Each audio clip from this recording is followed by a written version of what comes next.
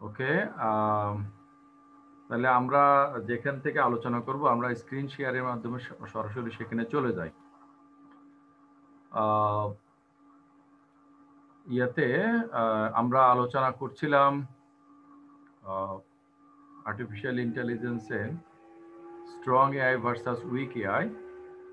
সেই আলোচনার মধ্যে আমরা জন সার্লের চাইনিজ রুম আর্গুমেন্ট এবং সেটার প্রতিক্রিয়াগুলো আলোচনা করছিলাম। কম্পিউটার নলেজ জেনারেট করবে না, কিন্তু আমরা যে তাদেরকে নলেজ ইনপুটগুলো দিই সে অনুসারে স্মার্টলি কাজ করবে, স্কিলফুলি। এটা হচ্ছে উইক সেন্সে আর্টিফিশিয়াল ইন্টেলিজেন্স। আর আমরা যেভাবে জ্ঞান অর্জন করি ঠিক আমাদের মতোই কম্পিউটার নলেজ জেনারেট করবে, every kind of knowledge, even philosophical knowledge. কারণ কম্পিউটার তো অলরেডি নলেজ জেনারেট করছে। মেশিন লার্নিং তো একটা বাস্তবতা, তাই না? আমরা যখন স্মার্টফোন ইউজ করি এখনই আমরা বুঝতে পারি, আরো 100,000 লক্ষ কোটি গুণ বছর পরে যে আরো কি হবে, হ্যাঁ, গড নোজ বেটার। তো কিন্তু আমাদের যে মানুষের যে এথিক্যাল নলেজ আছে, মানুষের যে মেটাফিজিক্যাল নলেজ আছে, মানুষের যে কথা কথা ফিলোসফিক্যাল নলেজ, এই ধরনের নলেজগুলো কম্পিউটার মানে অর্জন করতে পারবে কিনা। তো যারা মনে করে হ্যাঁ পারবে, তারা মনে করে যে কম্পিউটার্স অর আর্টিফিশিয়াল সিস্টেমস আর intelligent or could be intelligent in the strong sense. এই ডিবেটে জন সার্লে বলছে যে আমি যদি চাইনিজ লেখা একটা রুমের মধ্যে থাকি এবং সেই রুমের বাইরে থেকে কেউ যদি আমাকে চাইনিজ কোনো লেখা দিয়ে কোনো কিছু দিতে বলে, আমি যদি একটা ইংলিশ রুল বুক ফলো করি, সেটা থেকে আগে থেকে সেখানে আছে, তাহলে আমি চাইনিজ জিনিসগুলো খুঁজে দিতে পারবো। তাতে করে বাইরের লোকেরা মনে করবে আমি চাইনিজ জানি, আসলে আমি চাইনিজ জানি না। তো চাইনিজ রুমের ভিতরে আমার যে অবস্থা, কম্পিউটারের অবস্থাও সামগ্রিকভাবে সেরকম। কম্পিউটার আসলে জানে না, যদিও কম্পিউটার করে এটা। আর এর আগে আমরা টিউরিং টেস্ট আলোচনা করেছিলাম, এবং সার্লের কথা হচ্ছে যে টিউরিং টেস্ট অর্থাৎ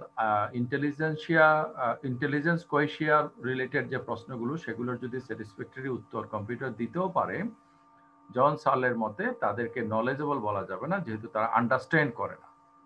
এই ব্যাপারে আমরা কিছু রেসপন্স আলোচনা করেছি, সেই রেসপন্সগুলো নিয়েও আমরা কিছু আলোচনা করেছি। সেগুলোর ব্যাপারে সার্লের দৃষ্টিভঙ্গি কি, সেই আলোচনার শেষের দিকে আজকে আমরা একটু করে আলোচনা করব রজার পেনরোজের দৃষ্টিভঙ্গি। স্যার রজার পেনরোজ হচ্ছে একজন ম্যাথমেটিক্যাল ফিজিসিস্ট। আমাদের প্রফেসর জামাল নজরুল ইসলাম স্যার যেরকম ছিলেন সেরকম।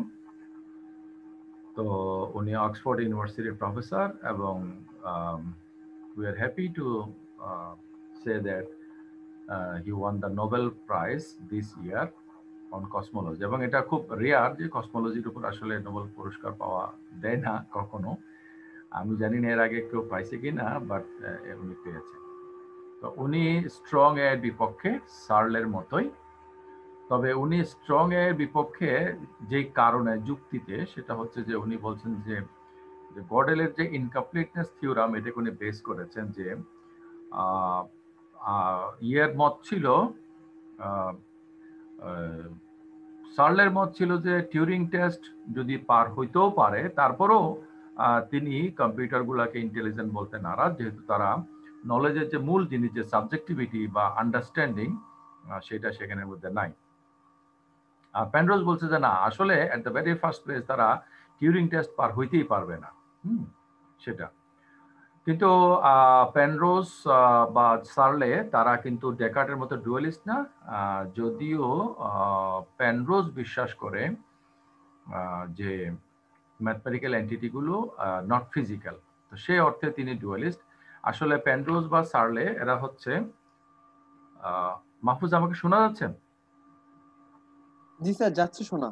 আচ্ছা, তো পেনরোজ এবং সার্লে এরা, এবং আরেকজন আমার প্রিয় ফিলোসফার তোমরা জানো, যে ওনার নাম হচ্ছে হার্ড প্রবলেম অফ কনসাসনেস এর কথা যিনি বলেছেন, অস্ট্রেলিয়ান ফিলোসফার, উনিও সেম। এরা হচ্ছে যে সায়েন্টিফিক রিয়েলিস্ট হিসেবে নিজেদের পরিচয় দেয়। তারা মনে করে যে মাইন্ডটা real but a byproduct, আমরা এপিফেনোমেনালিজম যেটা বলি। হ্যাঁ, ওই ফিলোসফারের নাম হচ্ছে শালমার্স, ডেভিড শালমার্স। ওকে, সো এখানে গত ক্লাসে আমরা আলোচনা করেছি পেনরোজ যে কোয়ান্টাম মেকানিক্স এবং জেনারেল রিলেটিভিটি, এটার মধ্যে একটা সমন্বয় হবে বলে তিনি আশাবাদ ব্যক্ত করেছেন। কোয়ান্টাম মেকানিক্স হচ্ছে যে ফিজিক্সের লেটেস্ট ফিল্ড বর্তমানে, আর জেনারেল রিলেটিভিটি হচ্ছে যে আইনস্টাইনের থিওরি।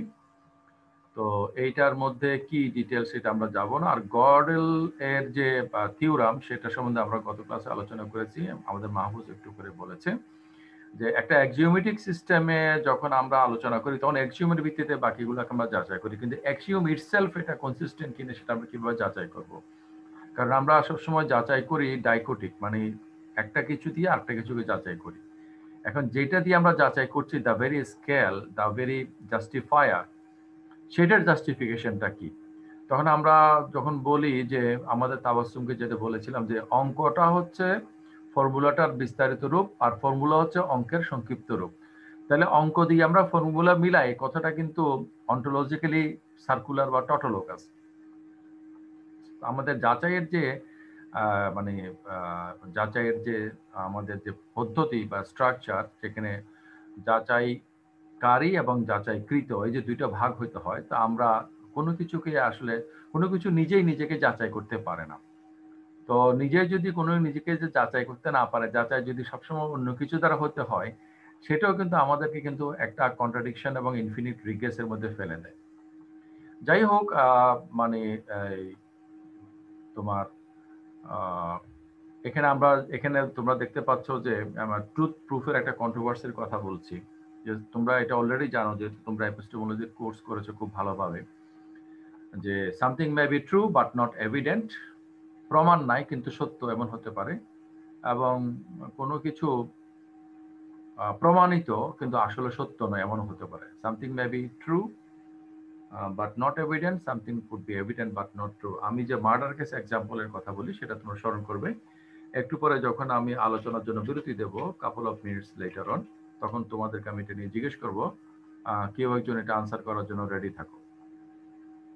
মার্ডার কেস এক্সাম্পল আমি যেটা বলি সেটা এখানে মানে এটা রিলেশনটা কি সেটা দেখাবো। তো এখন মোটমাট কথা হচ্ছে কম্পিউটার হচ্ছে কতগুলো ফর্মাল সিস্টেম, কতগুলো রুল, ম্যাথমেটিক্স। হ্যাঁ, এখন একটা ম্যাথ যদি হয় 2-4 লাইন 1 পৃষ্ঠা, সেটা আমরা করতে পারি, কিন্তু একটা হিউজ ম্যাথ যেটা করার জন্য কথার কথা একটা বিরাট সার্ভার লাগবে, একটা কথা হচ্ছে মেইন ফ্রেম কম্পিউটার লাগবে। এরকম এই যে আবহাওয়ার প্রেডিকশন করে বা মহাকাশ গবেষণায় যেসব কম্পিউটারগুলো ব্যবহার করা হয় সেগুলো অনেক বেশি জটিল। তো যত জটিলই হোক না কেন সেগুলো আসলে এমন একটা অঙ্কের মতো, কথার কথা যে অঙ্কটা লিখতে পুরো একটা খাতা ব্যবহৃত হয়, অথবা যে অঙ্কটা লিখতে মানে একেবারে কথার কথা যে হিউজ পরিমাণ কথার কথা যে মানে 1000 পৃষ্ঠা ব্যাপী একটা অঙ্ক। এখন 1000 পৃষ্ঠা ব্যাপী অঙ্কটা না হয়ে যদি 1 পৃষ্ঠা হয়, আর 1000 পৃষ্ঠা না হয় যদি 10,000 পৃষ্ঠা হয়, যত পৃষ্ঠাই হোক না কেন সেটা তো একটা অঙ্ক। It is a math, not a living entity, not a sensual entity। হ্যাঁ, আমাদের যে মানে সাবজেক্টিভিটি আছে, কোয়ালি আছে, সেটা হবে না।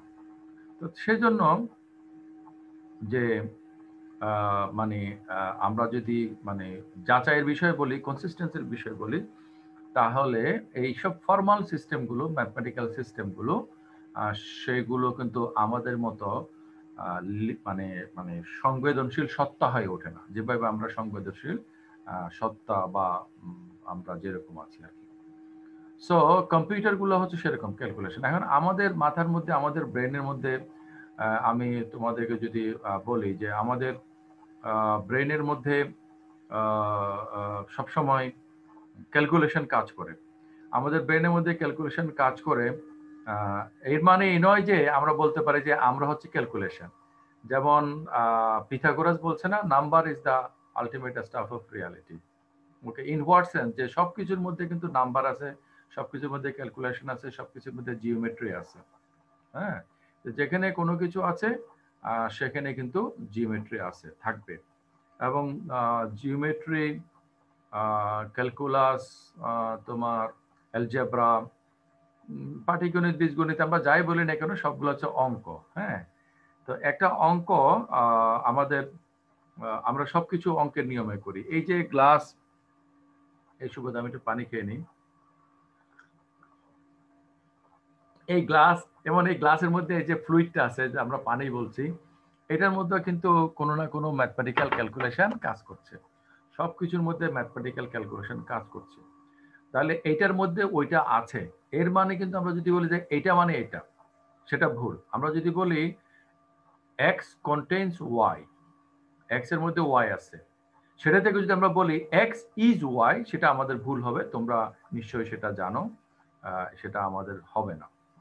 তো সেরকমই হচ্ছে যে সবকিছুর মধ্যে ম্যাথ আছে, সবকিছুর মধ্যে ক্যালকুলেশন আছে, কিন্তু math is not anything or সবকিছু। হ্যাঁ, তো এই যে ফর্মাল সিস্টেমগুলো, যে সিস্টেমগুলো, এগুলা কিন্তু নিজে নিজের কনসিস্টেন্সি প্রুফ করতে পারে না আর কি, এর একটা বিষয় রয়ে গেছে।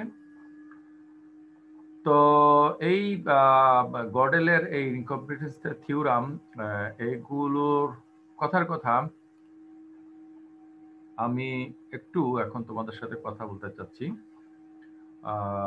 মানে একটা বিষয়ে যেটা তোমাদের কাছে ক্লিয়ার হলে আমি কি বলতে চাচ্ছি সেটাও তোমাদের কাছে ক্লিয়ার হবে। ওকে, তো সেটার আগে আমি যে প্রশ্নটা করব বলে বলছিলাম যে মার্ডার কেস এক্সাম্পল, সেই এক্সাম্পলটা কি, যেটা আমি ক্লাসে বহুবার বলেছি, সেটা আমাকে কেউ একজন বলবে, এবং আমাদের আজকের আলোচনার সাথে এটার রিলেশনটা কি সেটা একটু বলবে।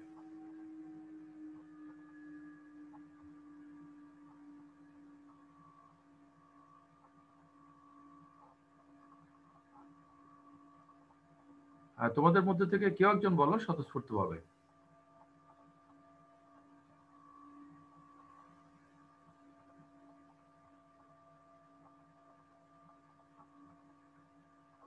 হ্যালো, আমাকে কি শোনা যাচ্ছে? জি স্যার, শোনা যাচ্ছে। তো শোনা যাচ্ছে, তাহলে আমার কথাটা কেন ভাল লাগছে না তোমাদের? হ্যাঁ, শোনা যাচ্ছে বললো কে? স্যার আমি সৌরভ। ও আচ্ছা আচ্ছা, সৌরভ তো আমাদের রেগুলার স্টুডেন্ট না। আমাদের রেগুলার স্টুডেন্টদের মধ্যে থেকে কেউ একজন বলো। স্যার শোনা যাচ্ছে। হ্যাঁ, কে, কি নাম বলো? নাসরিন। হ্যাঁ নাসরিন, মার্ডার কেস এক্সাম্পল বলে একটা কথা আমি ক্লাসে বলেছি অনেকবার, তোমার কি মনে পড়ে?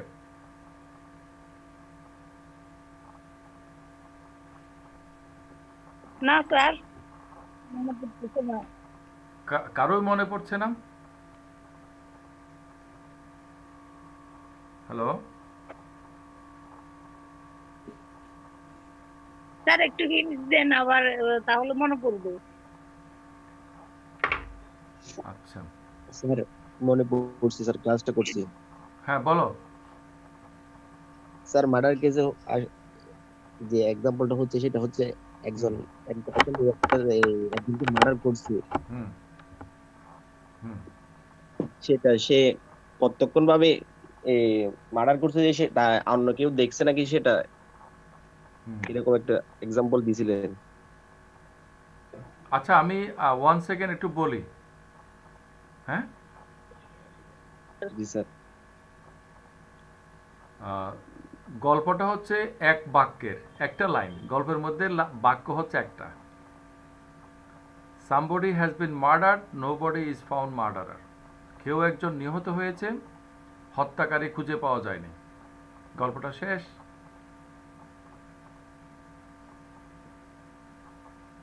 হ্যাঁ, এখন গল্পটা বুঝতে পারছো? হ্যালো, আমার সাথে ইন্টারঅ্যাক্ট না করলে তো আমি কিভাবে প্রসিড করব? জি স্যার, জি জি স্যার, এখন বুঝতে বুঝতে পারছি। পারছি। তাহলে বুঝতে পারছো যে গল্পটা খুবই সংক্ষিপ্ত, তাই না? জি আমরা যেগুলো অনুগল্প বলি সেগুলো তো অন্তত পক্ষে 1 প্যারা 2 প্যারা হয়, তাই না? এটা তো একবার 1 লাখ বাক্যের জি শেষ। স্যার। একজন নিহত হয়েছে, কোনো হত্যাকারী পাওয়া যায়নি। এই ঘটনা থেকে আমরা তার বুঝতে মানে পারি, প্রুফ রাখে না, মানে প্রুফ নেই। এক্স্যাক্টলি, মানে কেউ নিহত হয়েছে তার মানে হচ্ছে যে তার মারা যাওয়াটা মানে তার নিহত হওয়াটা সঠিক সত্য, এবং সাক্ষ্য প্রমাণে কাউকে দোষী সাব্যস্ত করা যায় নাই তার মানে হচ্ছে এভিডেন্স অনুসারে কিন্তু সে মারা যায় নাই, কিন্তু বাস্তবতা হচ্ছে সে মারা গেছে, তাই না? জি তার স্যার। মানে হচ্ছে এমন হতে পারে, তার উল্টোটা হতে পারে যে কাউকে আমরা করতে পারি, দোষী সাব্যস্ত করতে পারি, শাস্তি দিতে পারি, মানে তাকে হত্যাকারী হিসেবে আইডেন্টিফাই করে, কিন্তু হতে পারে যে আসলে সে কিন্তু হত্যা করেনি, যদিও আমাদের সাক্ষ্য প্রমাণ বলছে যে হত্যাকারী সে। তার মানে হচ্ছে the difference between truth and evidence. Okay, এই যে আমরা এখানে বলেছি যে ট্রুথ এবং প্রুফের controversy. Something may be true, mathematically অনেক কিছু ট্রু যেগুলো কিন্তু প্রমাণ করা যায় না। এখানে ম্যাথমেটিক্স ভালো বুঝামন কেউ আছো তোমাদের মধ্যে থেকে? মোটামুটি বুঝি স্যার। আচ্ছা, মোটামুটি বুঝো। তোমার নামটা একটু আবার বলবে? নাসরিন। হ্যাঁ, নাসরিন। আচ্ছা, নাসরিন, মনে করো আমরা যদি এটা ঠিক করি যে একটা সার্কেল, তো ওই সার্কেলের আমরা যে পায়ের মান ঠিক করি সেটা কি, এটার যে সার্কামফারেন্স এবং এটার যে রেডিয়াস সেটাকে আমরা ভাগ করে ঠিক করি যে পায়ের মানটা কি হবে। হ্যাঁ, মানে বৃত্তের পরিধি এবং বৃত্তের ব্যাসকে যদি আমরা ভাগ করি তখন আমরা পাইটা পাই, তাই না? আচ্ছা, তো এখন কি এমন হতে পারে যে মানে একটা সার্কেল যেটা রেডিয়াস হচ্ছে -5 সেন্টিমিটার, তো কোনো রেডিয়াস তো মাইনাস হবে না, কোনো রেডিয়াস ইভেন জিরো হবে না, কারণ রেডিয়াস যদি বাস্তবে যদি কিছু না কিছু ডিস্টেন্স না হয় তাহলে তো এটা সার্কেল হবে না। এটা একটা সার্কেল মানে এটা একটা বিন্দু থাকবে এবং চারিদিকে একটা মানে সার্কামফারেন্স বা পরিধি থাকবে, তাহলে পরিধি এবং কেন্দ্রের মাঝখানে একটা দূরত্ব থাকতে হবে। এটা হচ্ছে ফিজিক্যাল ফ্যাক্ট। কিন্তু ম্যাথমেটিক্যালি কিন্তু আমরা কিন্তু একটা মানে জিরো রেডিয়াস বা মাইনাস রেডিয়াসের একটা সার্কেলের কথা বলতে পারি না? পারি স্যার, কিন্তু ওটা তো মানে প্রুভ করতে গেলে ওটা সত্য না, কিন্তু ম্যাথের ক্ষেত্রে করা যায়। কিন্তু ম্যাথমেটিক্যালি সেটা ট্রু, তাই না? আচ্ছা, ম্যাথমেটিক্যালি সেটা ট্রু। তার মানে হচ্ছে ফিজিক্যালি করা যায় না কিন্তু ম্যাথমেটিক্যালি করা যায়, এমন জিনিস যেমন আছে তেমনি ম্যাথমেটিক্যালি করা যায়। হ্যাঁ, ম্যাথমেটিক্যালি প্রমাণ করা যায়, সরি, ম্যাথমেটিক্যালি প্রমাণ করা যায় না এমন বিষয়গুলো আছে। জি নাসরিন? জি স্যার। হ্যাঁ, ম্যাথমেটিক্যালি প্রমাণ করা যায় না এমন বিষয় তো আছে। কথার কথা আমরা যে বললাম যে একটা কিছু আরেকটা কিছুকে যাচাই করে, তাহলে একটা স্কেল দিয়ে আমরা মাপি, আর স্কেলটা যে ঠিক আছে সেটা আমরা কি দিয়ে মাপবো? সেটাই। তাই না? সেটা যদি আরেকটা স্কেল দিয়ে মাপি তাহলে সেই স্কেলটা কি দিয়ে মাপবো? এভাবে তো আমরা একটা ইনফিনিট রিগ্রেসে চলে যাব। এটা তো ইনফিনিট হয়ে যাবে। রাইট। তার মানে হচ্ছে যে একটা পর্যায়ে গিয়ে আমাদেরকে ইনটিউশনকে কাজে লাগাতে হচ্ছে, তাই না? জি স্যার। ইনটিউশনকে আমাদের কাজে লাগাতে হচ্ছে। তাহলে দেখা যাচ্ছে যে আমি বলতে চাচ্ছি যে সোর্স অফ নলেজ সম্পর্কে তোমরা পড়ছো না যে অভিজ্ঞতা জ্ঞানের উৎস হতে পারে, তারা অভিজ্ঞতাবাদী, যারা বুদ্ধি জ্ঞানের উৎস মনে করে তারা বুদ্ধিবাদী, এভাবে আছে না? ইনটিউশন বলে একটা জিনিস আছে না, সেটা কি? ইনটিউশন বা আচ্ছা, ডিরেক্টলি আমি তোমাদেরকে বলি আর তোমরা সবাই শোনো। সেটা হচ্ছে যে তাহলে আমি ক্লাসের কথাগুলো বারবার বলি, সহজ কথা, কিন্তু আমার মনে হয় যে সহজ কথাটা আমরা ভালো করে না বোঝার কারণে না বুঝে আমরা জটিল অনেক বিষয়গুলো বুঝতে চাই, কিন্তু সেগুলো আমাদের কাছে শেষ পর্যন্ত আনক্লিয়ার বা হাফ ক্লিয়ার থেকে যায়। সেটা হচ্ছে এই কলমটা যে একটা কলম, এটা আমি জানি আমার এক্সপেরিয়েন্সের মাধ্যমে। তাহলে আমার অবজেক্ট অফ নলেজের সাথে সাবজেক্ট অফ নলেজ যখন এক্সপেরিয়েন্স দিয়ে কানেক্ট হয়, ওটা হলো এক্সপেরিয়েন্সের জ্ঞান, যেটা আমরা বলি এম্পিরিক্যাল নলেজ। আচ্ছা, আমরা যখন চিন্তা করলাম যে মনে করো A is bigger then B, তখন আমি ভাবলাম যে তাহলে অবশ্যই B is smaller than a. তো B is smaller than a, এটা কিন্তু আমি মাপি নেই, এটা কিন্তু আমি চিন্তা করে আমার রিজন অ্যাপ্লাই করে পেয়ে গেছি। তাহলে রিজন থেকে এই নলেজটা পাইছি, এটা হচ্ছে রেশনাল নলেজ। অর্থাৎ কথার কথা আমি এখন নাসরিনকে যদি জিজ্ঞেস করি তোমার আইডি কত, নাসরিন বলবে এটা, তাহলে আমি এটা কীভাবে জানলাম? এটা হচ্ছে টেস্টিমনির মাধ্যমে জানলাম। এভাবে অথরিটি, এভাবে নানা সোর্স হতে পারে। কিন্তু যখন জ্ঞানের বিষয় এবং জ্ঞানের কর্তা মাঝখানে কোনো লিঙ্ক পাওয়া যাচ্ছে না, সরাসরি জ্ঞান, এই জ্ঞানটা হচ্ছে ইনটুইশন।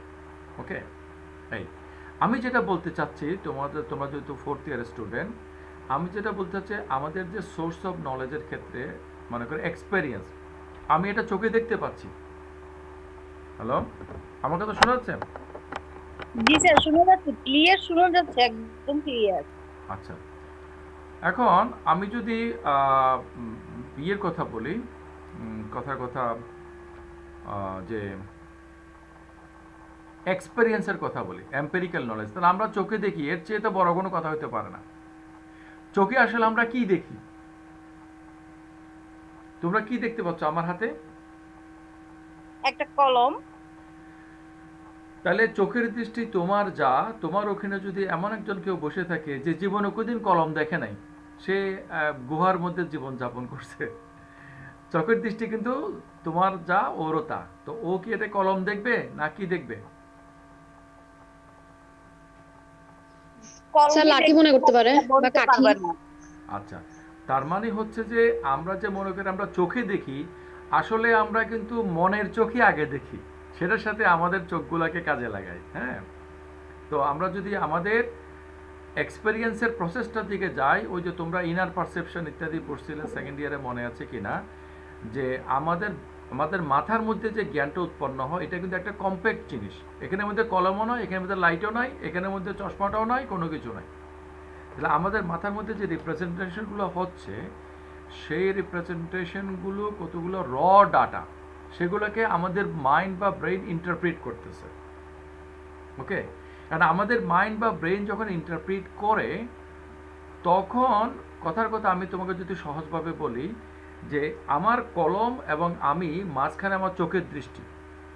আচ্ছা, আমার চোখের দৃষ্টি এবং আমি তো এক কথা না, আমার চোখটা বন্ধ করলে, নষ্ট হয়ে গেলে আমি তো নাই হয়ে যায় না। তাহলে আমার চোখের দৃষ্টি বা আমার ইন্দ্রিয়ের সাথে আমার কি সম্পর্ক? বস্তুর সাথে আমার সম্পর্ক মনে করো ইন্দ্রিয় করে দেয়, সেন্স, কিন্তু আমার সেন্স অর্গানের সাথে আমার কি সম্পর্ক?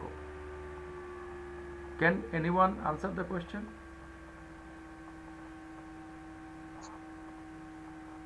স্যার মানে প্রশ্নটা হচ্ছে কি যে বস্তুর সাথে আমার সম্পর্ক কি, বা বস্তুর ধারণার সাথে আমার সম্পর্ক কি? বস্তুর সাথে মনে করো আমার বস্তুর যে আমার ধারণাটা, বস্তুর কলমের সাথে মনে ধারণাটা যে আমার মধ্যে আছে, এই ধারণার সাথে আমার নিজের সম্পর্ক। মনে করো আমি চোখে দেখে বললাম যে এটা কলম, তাহলে চোখের মাধ্যমে আমি জানছি, তাহলে আমার চোখের সাথে আমার কি সম্পর্ক? আমার ব্রেনের সাথে আমার কি সম্পর্ক? এটা কি ইমিডিয়েট রিলেশন নাকি এটা মিডিয়েটেড অর মানে কানেক্টেড? স্যার এগুলো একটার সাথে আরেকটা কানেক্টেড না? Connected right, connected. তাহলে কানেকশনটা আমাকে বলো, সেই কানেকশনটা কি? স্যার মাইন্ডের সাথে মানে, হ্যাঁ বলো। Mind and body connection, mind body relation. এখন তার মানে আমি বলতে না চাচ্ছি, স্যার, আমার নেটের প্রবলেম খুব স্যার। সম্পর্কটা হইতে পারে স্যার মিডিয়েট। সম্পর্ক যদি মিডিয়েট হয় তাহলে কোনো কিছু মিডিয়েশন আছে, কোনো কিছু মাধ্যম আছে, তাই না? তাহলে আমরা যদি মনে করি যে মানে ক খ গ, তাহলে খ হচ্ছে মাধ্যম। হ্যাঁ, তাহলে খ এর সাথে গ এর সম্পর্ক, ওটার মাধ্যমটা কি?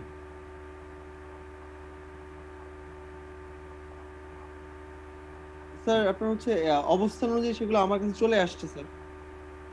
মানে এ বি সি, আপনি একটা যে মনে করো A is connected with C, প্রতিসমতার একটা উদাহরণ দিয়েছিলেন স্যার। মনে করো A alphabet A is connected with alphabet C through the medium মাধ্যম অফ বি, বি এর মাধ্যমে এ এবং সি কানেক্টেড। ওকে, আচ্ছা, তাহলে বি এর সাথে সি এর কানেকশনটা কি সেটা আমাকে বলো। বি এর সাথে তাহলে সেটা স্যার ইমিডিয়েট, এবং এ এর সাথে আমার যে এক্স্যাক্টলি মাহফুজ, এটাই আমি অন্যদেরকে একটু বোঝার জন্য বলি। এখন তুমি যদি বি এবং সি এর মাঝখানে যদি হাফ বি ধরো, তাহলে ওই যে সেই ইয়ার মতো, হ্যাঁ, যে এখন হাফ বি এবং বি এর মাঝখানে কোয়ার্টার বি, তাহলে কোয়ার্টার বি এবং বি এর মাঝখানে হবে 1/8 বি। এভাবে করে তুমি যখন ভাগ করবা, এক পর্যায়ে দেখা যাবে যে তুমি ব্রেকডাউন করবা, তখন রিলেশনটা হয়ে যাবে ইমিডিয়েট। তেমনি তাহলে দেখা যাচ্ছে যে তাহলে ইমিডিয়েট রিলেশনের মাধ্যমে যে জ্ঞান হয় সেটা যদি ইনটিউশন হয়, তাহলে আমরা দেখতে পাই আমাদের মানে মনে করো 1 এবং 2 এর মাঝখানে, মনে করো 1 2 3, তাহলে 1 এবং 3 এর মাঝখানে কি? 2 এবং 1 এর মাঝখানে কি? 2 এবং 1 এর মাঝখানে কি? হাফ এবং 1 এর মাঝখানে কি? কোয়ার্টার। 1.25 কোয়ার্টার এবং 1 এর মাঝখানে কি? এইভাবে তুমি যদি ভাগ করতেই থাকো, এক পর্যায়ে তোমার ক্যালকুলেশন গুলো ব্রেকডাউন করবে। ম্যাথমেটিক্সের মধ্যে ইনফিনিটির ধারণাটা আনা হয়েছে, মানে ওই যে যুদ্ধে হেরে যাওয়ার পরে যেভাবে শান্তি চুক্তি করে সেরকম একটা, মানে একটা সম্মানজনক পরাজয়, যে আমরা আর পারছি না। ওকে ওকে, তো এখন ইনফিনিটি কিন্তু কোনো নাম্বার না, অথচ ইনফিনিটি ছাড়া কিন্তু ম্যাথমেটিক্স চলে না। আমি বলতে চাচ্ছি যে তুমি যখন বলবা এটা থেকে ওইটা জাস্টিফিকেশনের ইনফিনিটির মতো, এক পর্যায়ে তোমাকে যেমন একটা থামতে হবে, যেটাকে আমরা বলি ফাউন্ডেশনালিজমের ফাউন্ডেশন বা বেসিক। স্যার আমার স্টুডেন্ট আমাকে একটা কথা বলছিল, জি আমরা যে মনে করি দড়ি দিয়ে অঙ্কগুলো করি, তো আমাকে বলতেছে এটা দড়ি হইলে একটাকে এভাবে দড়ি আর একটাকে অন্যভাবে দড়ি কেন? ম্যাথ যারা বের করছে তারা হচ্ছে সবচেয়ে বেশি পাগল, তারা নিজেরা অঙ্কগুলো মিলাইতে পারে নাই, আমাদেরকে দিয়ে মিলাচ্ছে দড়ি দিয়ে। না, আমরা ভিতরে সবাই ম্যাথমেটিশিয়ান, যেমনি করে ভিতরে সবাই ফিলোসফার, ভিতরে সবাই মানে ফিজিক্সের লোক। তুমি যখন হাঁটো ফিজিক্সের নিয়ম অনুসারে হাঁটো, যদিও তুমি জানো না যে নিয়মটা কি, এই জন্য তুমি ফিজিক্সের না আর কি। হ্যাঁ, তো সবাই আমরা ম্যাথ করি, সবাই আমরা আসলে পাগল, কিন্তু পাগলদের মেলায় পাগলরা পরস্পরকে পাগল মনে করে না, বরঞ্চ ভালো মানুষকে তারা পাগল ঠাউরাবে। এখন আমরা যে ধরি, স্যার আমরা শুধু অ্যাওয়ার না স্যার। হ্যাঁ রাইট, আমাদের নলেজের যে বেসিক, যে মানে বেসিক বলতে যেটা আছে, যে ফাউন্ডেশনটা আছে, সেটা কি, আমাদের নলেজের অন্টোলজিটা কি, সেটা আসলে আমরা ফিলোসফি এপিস্টেমোলজি আলোচনা করার বের করেছি। আমরা নতুন কোনো জ্ঞান তৈরি করি না, জ্ঞানতত্ত্ববিদরা নতুন কোনো জ্ঞান তৈরি করে না, হ্যাঁ, ফিলোসফাররা নতুন কোনো কথা বলে না, কিন্তু মানুষ কিভাবে চিন্তা করে সেটা সে বের করার চেষ্টা করে। তাহলে আমি যে কথাটা বলার জন্য এই কথাটা এনগেজ হলাম, আমাদের বেশ কিছু খানিকর সময় ব্যয় হয়ে গেল, সেটি হলো যে আমার একটা থিওরি আছে, এইটা আমাদের ডিপার্টমেন্টের টিচারদের বললে তারাও আমাকে পাগল ঠাওরাবে, কিন্তু আমি তোমাদেরকে বলছি আমি কনভিন্স এতে। আমি একসময় এটা নিয়ে প্রশ্ন করছিলাম ডিপার্টমেন্টে, আর আমার প্রশ্নগুলো আমাকে যেহেতু সবাই সম্মান করে এবং অনেকখানি ভয় করে, যার কারণে সেগুলো উল্টায় নাই। সেটা হচ্ছে যে আমরা যদি এক্সপেরিয়েন্স বলি, আমরা যদি রিজন বলি, সোর্স অফ নলেজ আমরা যাই বলি না কেন, এগুলো সবগুলো গোড়াতে হচ্ছে ইনটিউশন। কারণ আমার এক্সপেরিয়েন্স আমাকে বলে, আমার এক্সপেরিয়েন্স আমাকে এটা বলে কেন, আমার এক্সপেরিয়েন্স কেন আমাকে এটা কালো বলে, আমার এক্সপেরিয়েন্স কেন আমাদেরকে এটাকে সাদা বলে না, আমাদের ব্রেন ইন্টারপ্রেট করে। ব্রেন কিসের ভিত্তিতে ইন্টারপ্রেট করে? ব্রেনও তো একটা চাইনিজ রুম আর্গুমেন্টের মধ্যে হলো, একটা রুল বুক অনুসারে সে ইন্টারপ্রেট করে, সে রুল বুকটাকে ফিট করে দিছে। এই ধরনের বিষয়গুলো আসলে আমরা জানি না, এই না জানার জন্য আমরা একটা চমৎকার শব্দ ব্যবহার করি। ম্যাথমেটিশিয়ানরা যখন ইনফিনিটির কথা বলে, তেমনি আমরা একটা চমৎকার কথা বলি, সেইটার নাম হচ্ছে, যেখানে আছে ইউ সি ইট, ইনটুইশন। এই যেখানে হাইলাইট করা আছে ইনটুইশন বা ইনসাইট, আমরা এটার জন্য কমন সেন্স বলে একটা শব্দ ব্যবহার করি। ওকে, মৌলিক ধারণা স্যার, এটা মৌলিক ধারণা। এখন মনে করো যেটা মৌলিক সেটা তো মৌলিক, কিন্তু কোনো যৌগিককে তুমি না পাইরা বলে হ্যাঁ এটা মৌলিক, তাহলে আর কোনো কথা নাই, তাহলে এটা ডগমেটিক বিলিফ হবে না। তো মৌলিকটা কেন মৌলিক, সেটার জন্য তো একটা যুক্তিসঙ্গত কারণ থাকতে হবে। হ্যাঁ, এই ধরনের কিছু প্রবলেমে আমরা ফেস করি। তাহলে পেনরোজের কথা হচ্ছে, human mathematicians are not using a knowably sound algorithm in order to ascertain mathematical truth. তাহলে পেনরোজ বলছে, এটা আমার কথা না, দেখো আমি এখানে কোট করছি, পেনরোজ বলতেছে যে আমরা অঙ্ক করার সময়, ওই যে তোমার স্টুডেন্ট বলছে ধরে নেই, আমরা কেন ধরে নেই, আসলে আমরা একটা অ্যালগোরিদম ফলো করি, এই অ্যালগোরিদমটা আমাদের মধ্যে ন্যাচারালি গিভেন, এটা গড থাকতে অন্য কোনো কথা নাই, গড আছে না সেটা আস্তিকতা নাস্তিকতা পরের ব্যাপার, but it is given, we got it intrinsically, যে ডেকার্ট যেটা বলছে ইন্ট্রিনজিক আইডিয়া, ইননেট আইডিয়া। তো আমরা যে অ্যালগোরিদম দিয়ে অঙ্কগুলা করি, সেটা কিন্তু মানে এটা এমন নয় যে আমরা এগুলো নিয়ে খুব জানি এবং এটাকে আমরা রিপ্রোডিউস করতে পারবো। এটা আমরা করি কিসের ভিত্তিতে করি? ওই যে আমাদের ইনটিউশনের ভিত্তিতে করি। তাহলে আমরা যখন একটা মেশিন বানাবো সেটার মধ্যে আমরা ওটা দিতে পারছি না, কারণ আমি যে কি করি সেটা আমি নিজেই পুরোটা সচেতন নই, এটা আমার একটা ইনার লিমিটেশন আছে। তাহলে এই যে গডেল প্রবলেম এটা কিন্তু মানুষের মধ্যেও রয়ে গেছে। Incompleteness of our understanding. এই জন্য দেখা যাচ্ছে যে তুমি একটা কিছু বুঝো কিন্তু বলতে পারতেছো না, হ্যাঁ, যেটা বলতেছো এটা ভুল হচ্ছে। If there were it would constitute an algorithm which can assert its own soundness, which Gödel's theorem proves is impossible. তাহলে এমন একটা অ্যালগোরিদম আমি যদি বলি যে অ্যালগোরিদম নিজেই নিজেকে কনসিস্টেন্ট হিসেবে প্রমাণ করে, গডেল বলছে এটা হবে না, এবং পেনরোজও বলছে যে এটা কখনো সম্ভব না। তাহলে পেনরোজের যে ম্যাথমেটিক্যাল ফিলসফি এখানে দেখো, এটা হচ্ছে প্ল্যাটোনিজম। আমি তোমাদের বলেছি প্ল্যাটো কি বলছে? World of ideas is the real world. Okay, তাহলে আমরা যারা মানুষরা আছি আমরা হচ্ছে আইডিয়াল মানুষের এক একটা প্রতিরূপ। তাহলে এখানে যে কলমটা আছে, কলম সম্পর্কে আমাদের যে ধারণা ওইটা হচ্ছে পারফেক্ট, আর ইন্ডিভিজুয়াল কলমগুলো হচ্ছে সেটার প্রতিরূপ। ওকে, এর সাথে তুমি লকের মুখ্য গুণ অনুগুণ মিলাই দেখতে পারো যে মুখ্য গুণগুলো হইলে আমরা সেটা বলবো। তাইলে পেনরোজ বলছে যে প্ল্যাটোনিজম সম্পর্কে, claims mathematical statements are true or false independent of their particular formal system. তাহলে যেই আমি যখন কলমের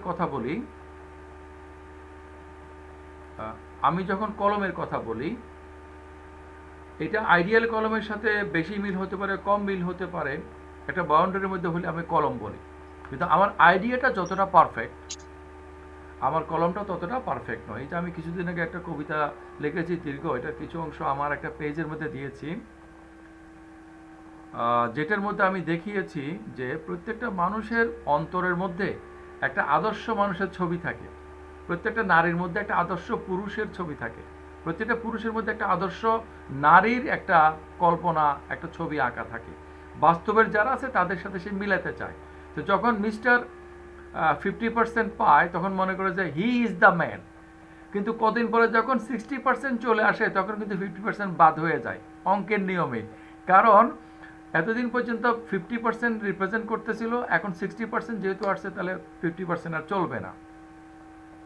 তেমনি করে আমরা যখন আইডিয়া ফর্ম করি এই আইডিয়াগুলোকে আমরা বাস্তবের সাথে মিলাতে চাই, যে যেটা আমাদের সাথে বেশি মিলে সেটাকে আমরা সঠিকভাবে গ্রহণ করে নেই। হ্যাঁ, কিন্তু এমন হতে পারে না যে বলছে mathematical statements are false or true independent of any formal system, and that humans can see the truth of some statement which direct contact with the Platonic world of the mathematical ideas. তাহলে Penrose বলতে চাচ্ছে যে আমরা সরাসরি ইনটুইটিভলি আমাদের যে universal concept আছে সেটার সাথে মিলাই। তোমরা কি ইয়ার নাম শুনেছ?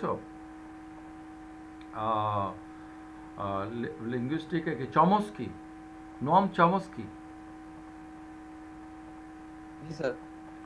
তো কি শুনছো নোয়াম চমস্কির কি কথা? ইউনিভার্সাল গ্রামার, স্যার আপনার হচ্ছে তার এই যে ইউনিভার্সাল গ্রামারের কথা বলেছে। আচ্ছা, ইউনিভার্সাল গ্রামার উনি বলছেন যে আমরা বিভিন্ন যে ভাষায় কথা বলি অথবা আমাদের বডি ল্যাঙ্গুয়েজ, কেমিক্যাল ল্যাঙ্গুয়েজ, সব ল্যাঙ্গুয়েজের গোড়া হচ্ছে আমাদের ব্রেন ল্যাঙ্গুয়েজ। আমাদের ব্রেনের মধ্যে একটা মেন্টালিজ আছে, একটা ইউনিভার্সাল ল্যাঙ্গুয়েজ আছে, এবং ওই ইউনিভার্সাল ল্যাঙ্গুয়েজ মনে করো একটা সফটওয়্যার, সেই সফটওয়্যারকে কাস্টমাইজ করে নিল বিভিন্ন জনে। তাহলে ইউনিভার্সাল ল্যাঙ্গুয়েজকে আমরা বাংলা ভাষাভাষীরা বাংলা ভাষায় কাস্টমাইজ করেছি, ইংরেজি ভাষাভাষীরা ইংরেজি ভাষায় কাস্টমাইজ করেছে, ইউনিভার্সাল ল্যাঙ্গুয়েজ। তেমনি করে পেনরোজ এখানে বলতে চাচ্ছে প্ল্যাটোর রেফারেন্সে যে আমাদের কতগুলা ইউনিভার্সাল আইডিয়াগুলো আছে। ম্যাথমেটিক্স, উনি বলছেন যে mathematics is not invented, mathematics is a discovery. Okay, mathematical আইডিয়াগুলো সবসময় ছিল। তো সেটা যদি হয় তাহলে কি হয় যে আমাদের কিছু পাওয়ার আছে, যে পাওয়ার দিয়ে আমরা ওইটার সাথে কানেক্টেড হই সেটা আমরা করি, কিন্তু এই জিনিসগুলো কিন্তু সিস্টেমগুলোর মধ্যে দেয়া নাই। ওকে, এইগুলার যে এটার যে বিভিন্ন ধরনের ইন্টারপ্রিটেশন সেটা নিয়ে এখানে আলোচনা হয়েছে, সেটা আমরা পরে আলোচনা করছি। এতক্ষণ আমি যে আলোচনা করলাম সে আলোচনার উপরে তোমাদের যদি প্রশ্ন থাকে সেটা এখন তোমরা বলতে পারো। জি স্যার। স্যার ম্যাথমেটিক্যাল যে এক্সিওমস গুলো আছে সেগুলো যে আমরা ধরে নিই, তার মানে স্যার সেগুলো সবগুলোই তাহলে স্যার ইমিডিয়েট না? ধরো তুমি একটা ফর্মুলার ভিত্তিতে একটা কিছু করলা, তাহলে ফর্মুলাটা আমাকে শোনা যাচ্ছে স্যার? হ্যাঁ শোনা যাচ্ছে, তোমার কথা আমি শুনতে পাচ্ছি, আমার কথা শুনতে পাচ্ছ? আমাকে হুম। তাহলে আমরা যদি কোনো ফর্মুলা দিয়ে কোনো কিছু করি, তাহলে ফর্মুলাটা আমাদের জন্য মিডিয়েটর হিসেবে কাজ করে।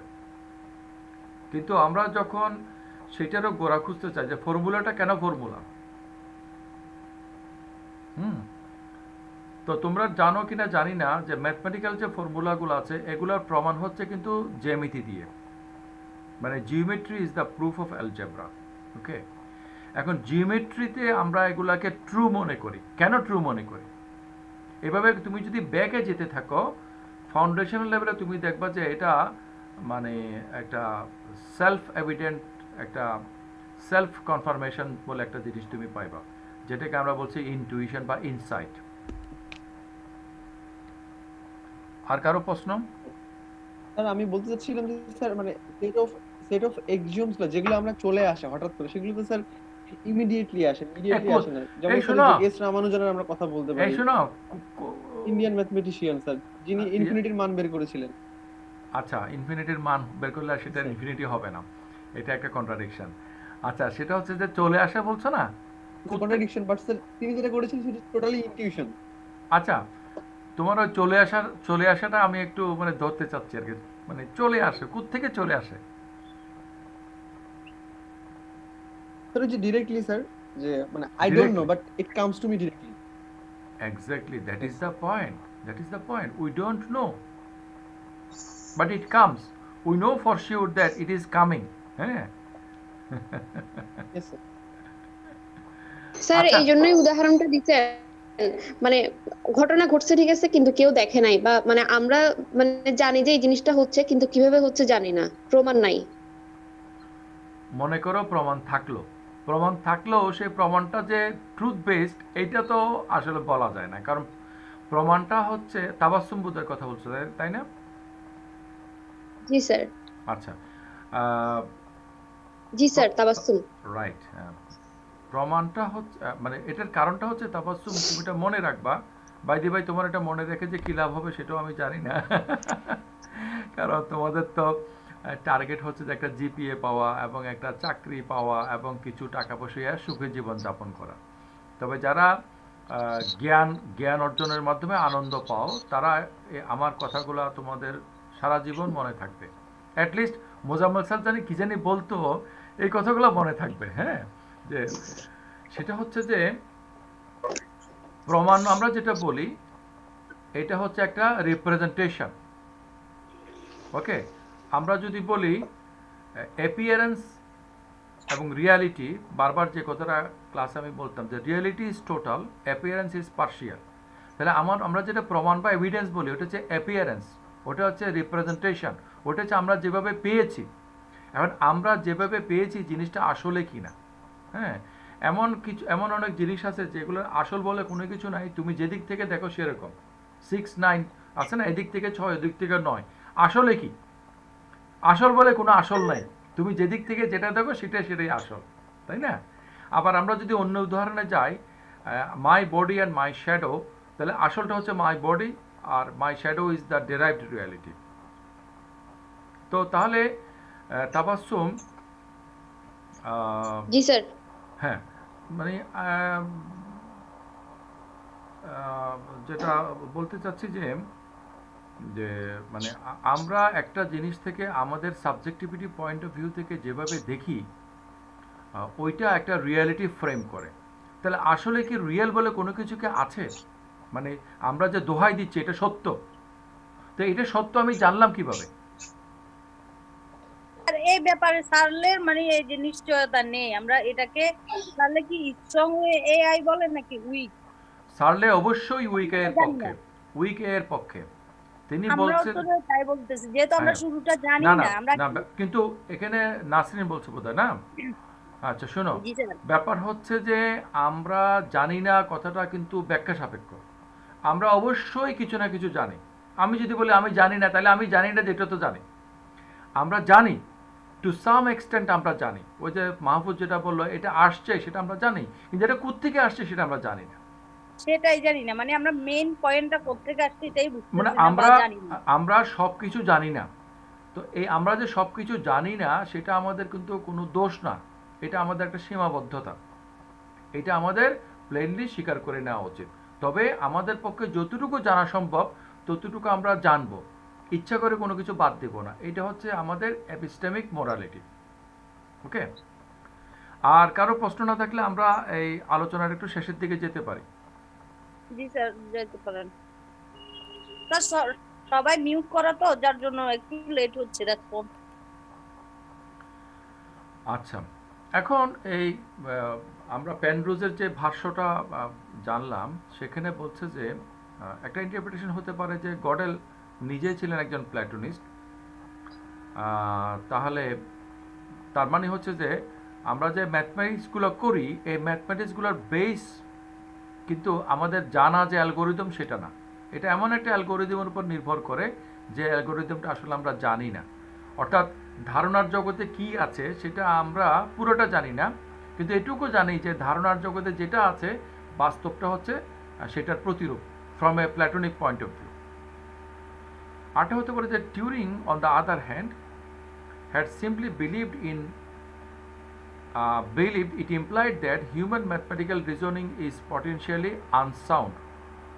টিউরিং মনে করছে যে আমাদের যে ম্যাথমেটিক্যাল রিজনিংগুলো আছে, এই রিজনিংগুলো সাধারণ ম্যাথ করার জন্য, অনেক কিছু করার জন্য সঠিক, কিন্তু পটেনশিয়ালি বা ইনহারেন্টলি এগুলো আমাদের জন্য খুব একটা সেফ, সাউন্ড এবং কমপ্লিট না। অন্য কথায়, if a machine is expected to be infallible, it can't be intelligent. এখন দেখো যে একটা মেশিন যদি মানে তাহলে আগে এই কথাটা আমাকে কেউ একজন বলো যে হোয়াট ইজ ফলিবিলিজম?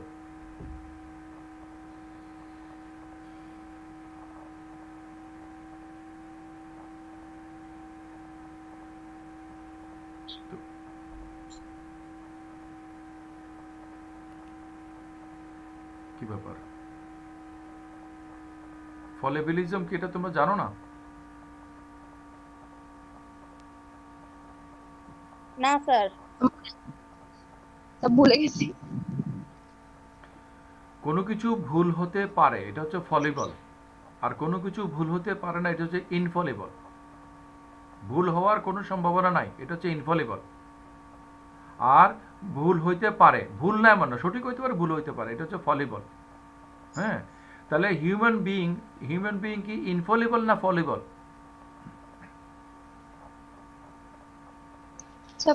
ফলিবল স্যার, ফলিবল। মেশিন কি ইনফলিবল না ফলিবল? Machine infallible. এটা ডিপেন্ড করে মেশিন যে চালায় ওর উপরে, কিন্তু মেশিন তো ফলিবল। মেশিন ভুল করে, মেশিন কখনো ভুল করে না। মেশিন তো যে চালায় তার উপরে নির্ভর করে, এটা ভুল করবে না সঠিক করবে। মনে করো মেশিন বলতে তুমি আমাদের এমনি মেশিনকে চিন্তা করলে হবে না। আমরা চিন্তা করতেছি যে এমন মেশিন স্মার্ট, সেগুলো অটো জেনারেট করে, মানে মেশিন লার্নিং আছে মনে করো ইত্যাদি। এখন মেশিন ভুল করতে পারে কিনা? মেশিন যদি ভুল করতে পারে তাহলে মেশিন হচ্ছে যে স্ট্রং সেন্সে ইন্টেলিজেন্ট। আর মেশিন যদি ভুল করতে না পারে তাহলে মেশিন যত শক্তিশালী হোক না কেন সে স্ট্রং সেন্সে ইন্টেলিজেন্ট হবে না, সে উইক সেন্সে হবে। Got the point? স্যার আপনার কথাগুলো রিফ্লেকশন হচ্ছে স্যার, তো অনেক ধরনের স্যার এটা বুঝি নাই স্যার। এই সৌরভ, আমার কথা কি রিফ্লেকশন হচ্ছে? না স্যার, আমার এখানে তো আপনার কথা একদম ক্লিয়ার আসতেছে। আচ্ছা, তাহলে বোধহয় কারণ নেটওয়ার্কের প্রবলেমে। আচ্ছা, তো সেটা হচ্ছে যে এখন এখানে আরও ঝামেলা আছে। ক্লাসের মধ্যে আমি একটা পড়াইতে গিয়ে ঝামেলার কথাগুলো বলার কারণে আমার লেকচারগুলো স্টুডেন্টদের কাছে কমপ্লিকেটেড মনে হয়, কারণ আমি 2-2-4 কথা বলি না। হ্যাঁ, আমি একটু মানে কমপ্লিকেসি নিয়ে কথা বলি, কারণ আমরা তো এখানে মানে কি বলবো, বিশ্ববিদ্যালয়ের ছাত্র, আমাদের তো একটা কিছু ক্রিটিক্যালি শিখতে হবে। তুমি যখন একটা কিছুকে মেশিন বলছো, মেশিন বলার মাধ্যমে তুমি বলে দিচ্ছ যে সে ইনফলিবল হবে। কথা কথা আমরা বলি যে কম্পিউটারের মধ্যে ভাইরাস, তো কম্পিউটারের ভাইরাস কি বায়োলজিক্যাল ভাইরাস?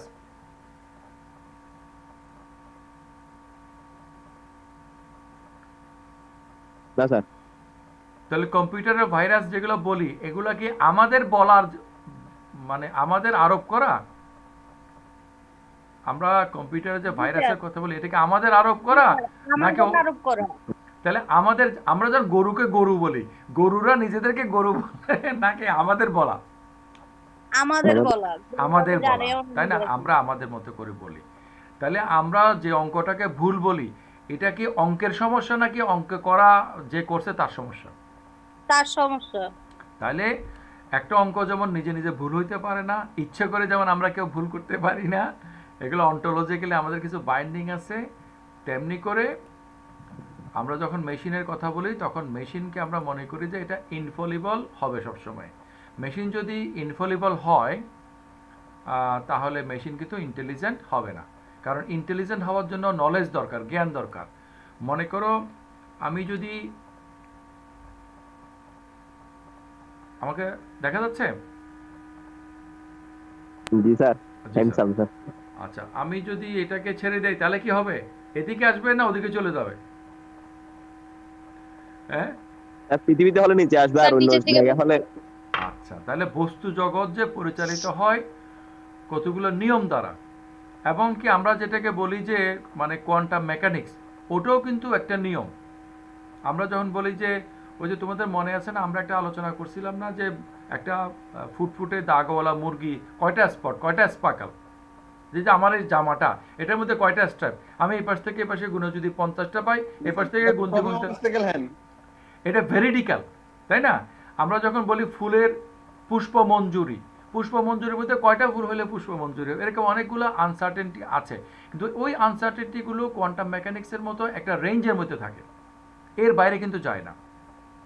তার মানে বস্তু জগৎ স্ট্রিক্টলি নিয়ম দ্বারা পরিচালিত। এখন আমরা যদি বস্তু জগতের মতো নিয়ম দ্বারা পরিচালিত হতাম, তাহলে কিন্তু আমাদের ফিলোসফি, এথিক্স, মেটাফিজিক্স, এপিস্টেমোলজি কোনো কিছু ডেভেলপ করতো না, আমাদের কোনো জ্ঞান ডেভেলপ করতো না। আমরা মনে করো নাক দিয়ে নিঃশ্বাস নেই, চোখ দিয়ে দেখি, কান দিয়ে শুনি, মুখ দিয়ে খাই। ওকে, এখন মুখ দিয়ে না খেয়ে তুমি স্যালাইন দিতে পারো, একটু একটু মানে ইয়াটাকে করতে পারো, কানে না শুনলে এখানে হিয়ারিং এড লাগাইতে পারো, কিন্তু কান দিয়ে তো তুমি দেখতে পারবা না, চোখ দিয়ে তুমি শুনতে পারবা না। পারবা কি? কেন পারবা না? কারণ এটা বায়োলজিক্যালি, ফিজিক্যালি এটা বাউন্ডেড। কিন্তু আমি কি ভালো করব না খারাপ করব, সত্য বলবো না মিথ্যা বলবো, আমি কি পরোপকার করব না স্বার্থপর হব, সেটা কিন্তু বায়োলজিক্যালি ডিটারমিন না, যদিও বায়োলজিক্যাল ফ্যাক্টরগুলো এখানে কাজ করে। ওকে, তাহলে আমাদের যে লিবার্টি আছে, আমাদের লিবার্টি, আমার একটা পোস্টার আছে সেখানে আমি দেখাইছি যে liberty is always limited liberty, স্বাধীনতা সবসময় সীমিত স্বাধীনতা। Without any authority liberty is meaningless.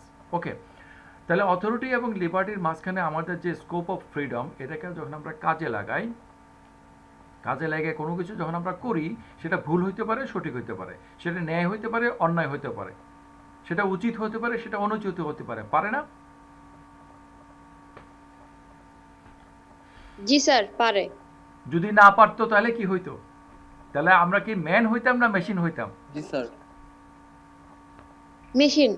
Machine হয়ে যেতাম, রাইট। তো সেই জন্যই যে ইনফলিবল যদি হয়, তাহলে সেটা কিন্তু আর ইন্টেলিজেন্ট হবে না।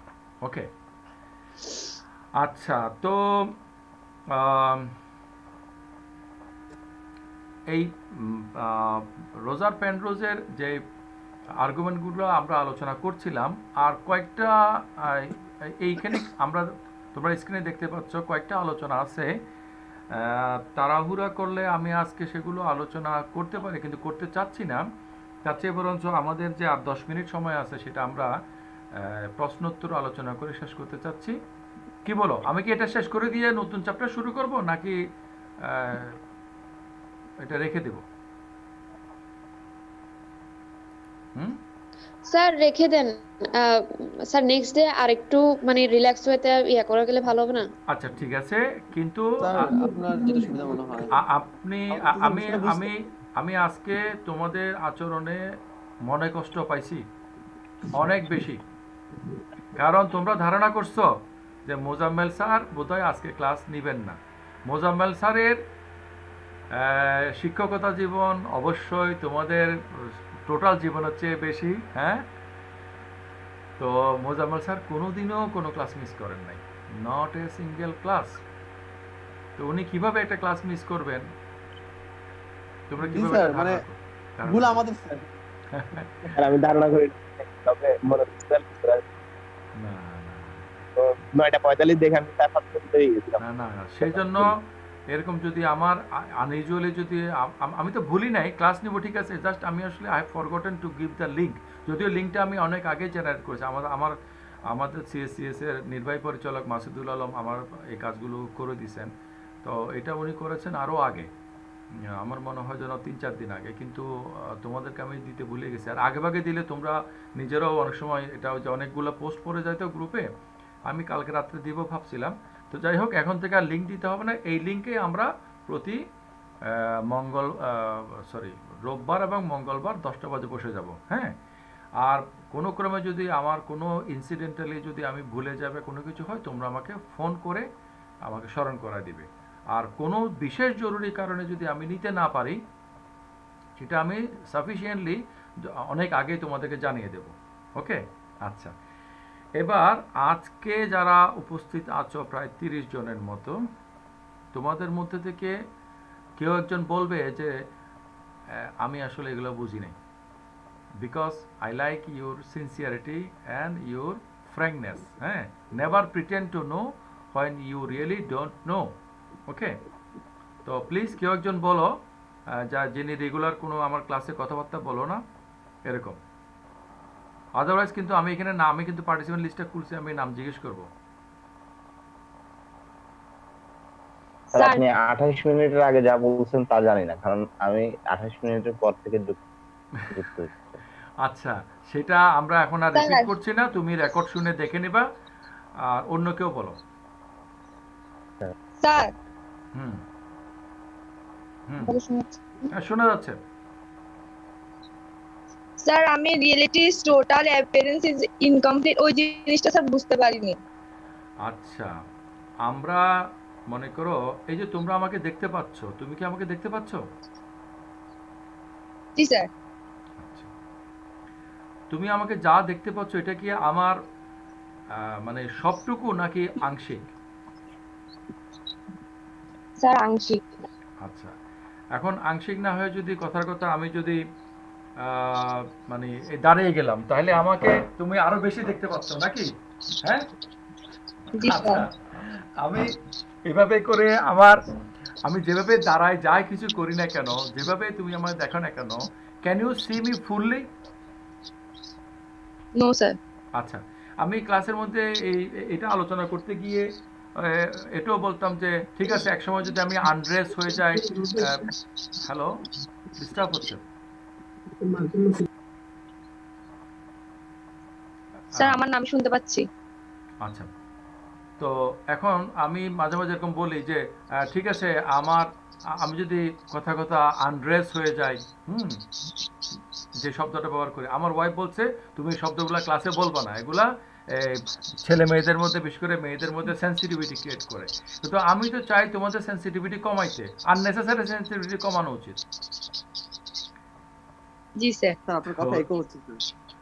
আমার কথা ইকো হচ্ছে না, কিন্তু এখানে একটা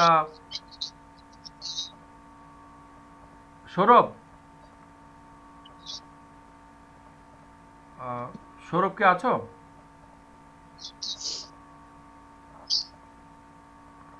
আচ্ছা, তোমাদের মাইক্রোফোন অফ করে দাও, তাহলে দেখি কোনো ডিস্টার্ব বন্ধ হয় কিনা। সবাই অফ করে দিছো?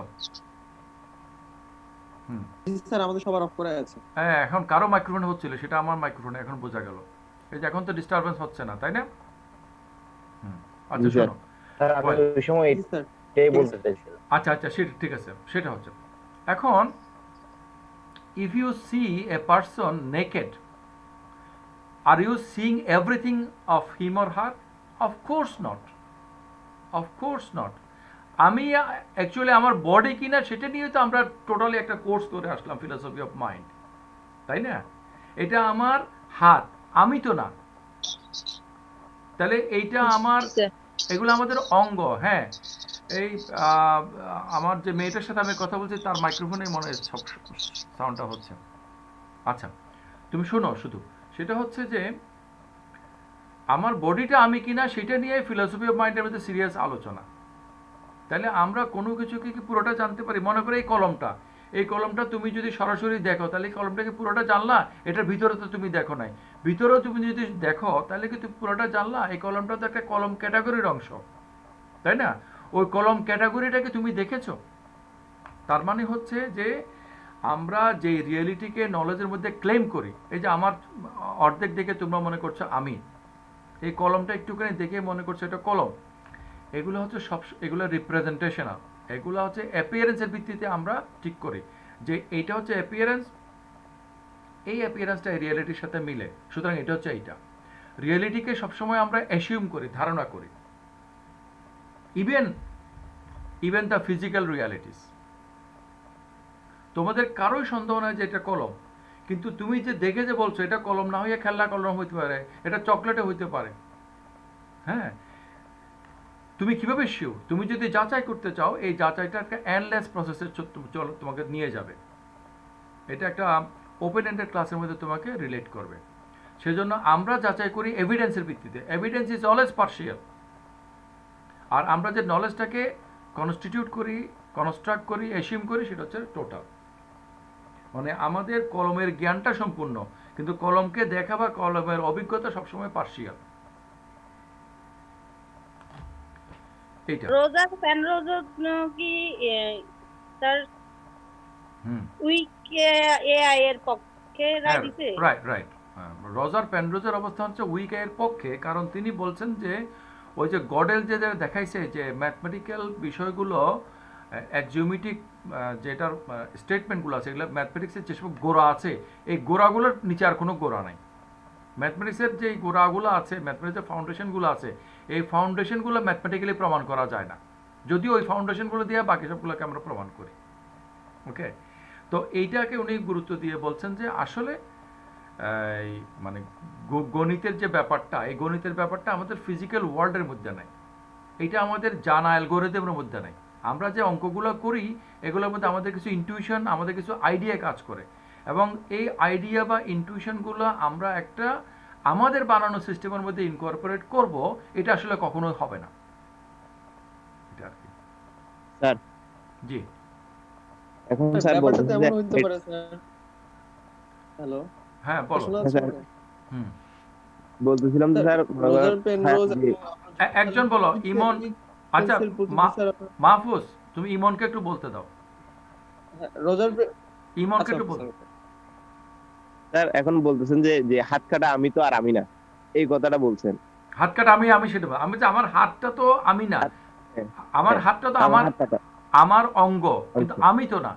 আমিটা কে? এখন আমি কি আমার বডি? তো স্যার এখন যদি আমার হাত দুইটা কেটে নেওয়া হয়, এখন আমার নাম হাত কাটা ইমন হয়ে যাবে না? সেটাই তো তোমার নাম হাত কাটা ইমন অথবা ডানাওয়ালা মানে ইমন হোক, তাতে করে তুমি যে তুমি, তোমার নাম যতই চেঞ্জ করো না কেন, তুমি তো তুমি ডু ইউ ফিল দ্যাট যে তোমার হাত মানে তুমি? হ্যাঁ স্যার, আমার হাত তো আমার একটি অংশ, তোমার হাতটা তোমার একটা অংশ, সেটাই তো আমার কথা। তোমার সমগ্রটা তো তোমার হাত না, তোমার সমগ্র, তোমার যে লোকেশন সেটা তো তুমি, এর মানে হচ্ছে তোমার। আমরা যদি এটাকে সন্ধি বিচ্ছেদ করি, তো তুমিটা কে? এটা নিয়ে তো ফিলোসফিতে, মেটাফিজিক্সে, ফিলোসফি অফ মাইন্ডে সিরিয়াস আলোচনা, তাই না? তো সুতরাং আমরা যখন যাচাই করি তখন আমরা মানে তথ্য প্রমাণ দিয়ে যাচাই করি, এভিডেন্স দিয়ে যাচাই করি, কিন্তু এভিডেন্স ইজ নট ট্রুথ। ওই যে মার্ডার কেস এক্সাম্পল গল্পটার কথা বললাম আর কি। হ্যাঁ, সেজন্য ম্যাথমেটিক্যাল ট্রুথ যেগুলো নিয়ে আমরা কাজ করি, এই জিনিসগুলো আমাদের মধ্যে যেভাবে কাজ করে সেটার একটা রিফ্লেকশন আমরা মেশিনের মধ্যে ঘটাই। কিন্তু মেশিনের মেকানিজমটা আমাদের মেকানিজমটা সেম না, যেটা আজকের ক্লাসে না বললো আগের ক্লাসে বলেছিলাম যে জন সার্লে বলার চেষ্টা করেছে যে আমাদের মধ্যে ব্রেনের মধ্যে যে ম্যাথমেটিক্সটা ঘটে, কজালিটিটা ঘটে, বায়োলজিক্যাল যে আমাদের যে ব্রেনের মধ্যে, সেই জিনিসটা একটা ইউনিক জিনিস। এখন এইটা যে আমরা মনে করছি এইটারই বা ভিত্তি কি? এখন তুমি যদি বলো যে ভিত্তি একটা আছে, সেটা কোথায় পাবা? তাহলে আমি তোমাদেরকে এমন একটা টানেলের মধ্যে ঢুকাইলাম যে এই টানেলের বাইরে একটা জগৎ আছে। তো টানেলের বাইরে আমরা জগতের মধ্যে গিয়ে দেখলাম যে সেটা আসলে একটা বিগ টানেল। মাহফুজের কথাটা শুনি। স্যার আমার কথাটা হচ্ছে স্যার এই যে রজার পেনরোজ এবং জন সার্লি যে স্যার উইক এর প্রতি যে বক্তব্য দিয়েছেন স্যার, ওরা তো স্যার টোটালি বর্তমান যে ম্যাথমেটিক্স সেটার ক্ষেত্রে স্যার আপনারা হচ্ছিল বিশ্লেষণ করে একটা রায় দিয়েছেন বা একটা কথা বলেছেন। ওরা তো বিগ শট না, নোবেল পুরস্কার পাইছে, এটা কি হেনাতনের কথা নাকি? হ্যাঁ স্যার অবশ্যই অবশ্যই অবশ্যই, আমি স্যার সেটা বলছি না স্যার। তো স্যার এই যে পল এরডোস স্যার নামে একজন ম্যাথমেটিশিয়ান আছেন স্যার, যিনি কিনা স্যার কোলাস কনজেকচারের প্রবলেমটা এবং আপনার হচ্ছে স্যার এই যে গডেলস থিওরেম প্রবলেমে ব্যাখ্যা করতে গিয়ে বলছিলেন যে mathematics may not be ready for such problems, যে মানে আমরা যে বর্তমানে যে ম্যাথমেটিক্স যে পজিশনে আছে সেই পজিশনটা ম্যাথমেটিক্স এখনো সলভ করতে পারবে না বর্তমান সমস্যাগুলো দিয়ে, এটার জন্য আমাদেরকে আরো ওয়েট করতে হবে। আচ্ছা, অত জটিলে যাওয়ার দরকার নাই। ব্যাখ্যাটা কেমন স্যার? অত জটিলে যাওয়ার দরকার নাই। আমার এক বন্ধু, আমি বলছি স্যার তার মানে স্যার ভবিষ্যতে স্যার মানে স্ট্রং এআই এর পক্ষে তো অনেক বক্তব্য আসতে পারে স্যার, যে স্ট্রং এর পক্ষে যত বক্তব্যই আসুক না কেন, ডেভিড শালমার্সের কথা হলো যে এগুলো হচ্ছে নিউরোসায়েন্স ইত্যাদি যা করে বা কম্পিউটার সায়েন্সের লোকেরা যা করে, এগুলো ইজি প্রবলেম। তুমি একটা মেশিন বানাইবা যে মেশিনটা উঠতে পারে, একসময় মানুষ পারতো না, এখন পারছে। ঠিক আছে, একটা মেশিন বানাইবা যেটা মানুষের মতো কথা বলতে পারে, এটা এখন মানুষ পারে না, আরো 10 বছর বা 20 বছর 50 বছর পরে পারবে। কিন্তু ওই যে ডেভেলপমেন্টটা হচ্ছে, ওই ডেভেলপমেন্টে তোমার অরিজিনাল কোয়েশ্চেনগুলো আনসার হচ্ছে কিনা, যেখানে আমার কনস্ট্যান্ট গ্যাপ থিওরিটা কনসার্ন, যে অরিজিনাল কোয়েশ্চেনগুলো শিফটেড হয়ে যাচ্ছে, আনসার হচ্ছে না। বুঝছো? তোমার মতো হচ্ছে না। তোমার মতো দেখতে একটা রোবট তুমি বানাইতে পারবা, কিন্তু তুমি দেখবে যে still there is a gap, and the gap is consistent gap. Okay, এখন ম্যাথমেটিক্সের সীমাবদ্ধতা নিয়ে আমি তোমাদের সময় পার হয়ে গেছে, আমি তোমাদের তার 2-3 মিনিট সময় নিচ্ছি। এটা কি এখানে কয়টা কলম?